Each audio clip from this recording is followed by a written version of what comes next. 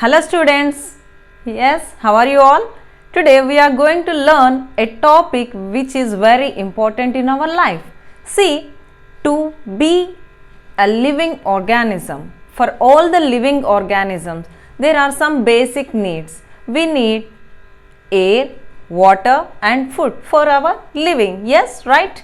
So, here today's topic is water in our life. Water is very important part in our life. Without water there is no life. So we will study about water in detail now. Yes, so children, answer to my question. So where does water comes from? Yes, what are the different sources of water? So you find water in ponds, rivers, lakes, pools, yes, tanks, wells, yes, bore wells nowadays. So like this, these are the different sources of water. So into this, from where does this water is coming? So the main source is through the rainfall. We are going to get the water in all these resources. So water, so how much of water is present on this earth? See, 3/4 of the earth, if you take the earth, 3/4 of the earth surface is covered by the water. Yes, only 1/4 of it is land. So out of this 3/4 of the earth, we have only 1% of fresh water and 2% in the form of ice, that is glaciers, and 97% of the water on the earth, it is salt water, that is sea water. So here only 1% of the water is fresh water, which is used by us. Yes, so what are the different uses of water in our life? See, we use water for different purposes, for drinking, for cooking. Yes, the mainly we use water for growing crops, that is agriculture and cultivation of the crops and industries. Yes, and like this, for many purposes, household domestic use, we use water. So without water there is no life. Yes, right children? So how do we measure this water? Now we'll see how we are going to measure this water, how much of water we are using in our day-to-day life. Yes, so what are the different measurements we use for measuring the quantity of water? We'll see. See, measuring water. See, observe children, every day we use lot of water in our day-to-day life.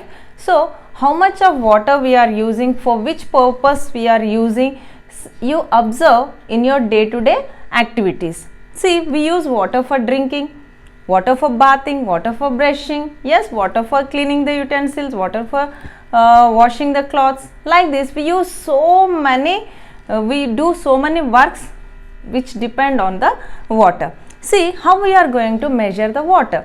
See, observe, for brushing the teeth, you use a half a bucket of water. Yes, how much of water does it contain? See, the smallest unit or the measuring of water, the quantity of water is milliliters.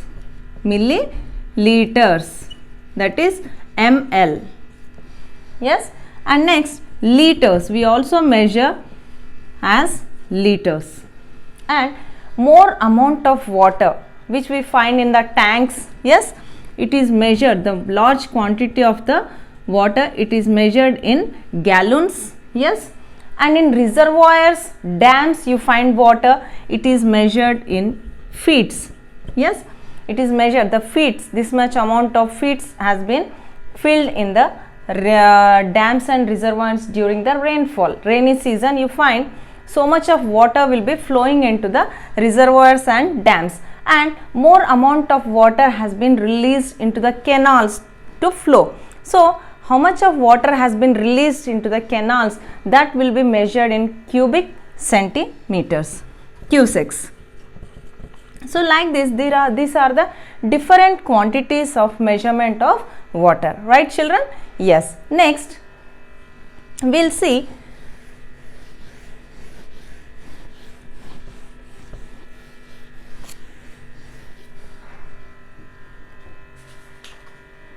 So for drinking purpose mainly we have to use the safe drinking water, that is protected water.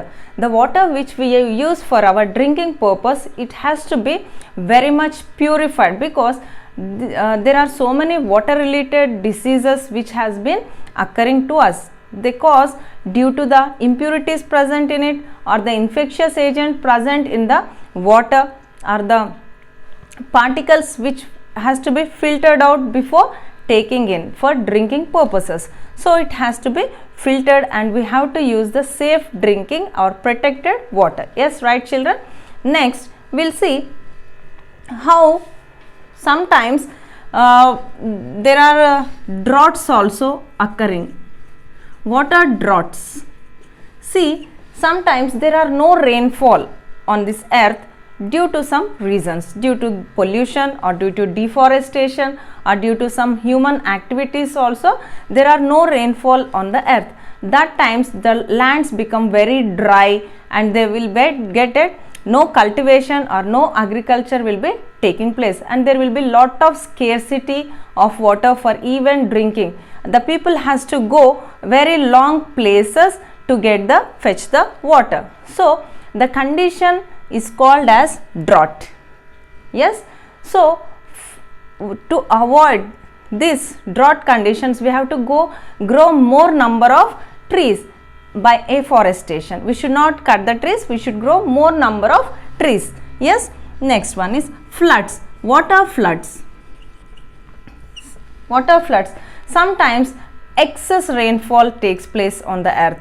Then there will be lot of overflow of the water from the pools, rivers into the houses and low lying areas. We will see in news and newspapers also, sometimes the people will be de-sheltered, that is into their houses the water will be flowing where they live under the low lying areas. That is the condition of the floods.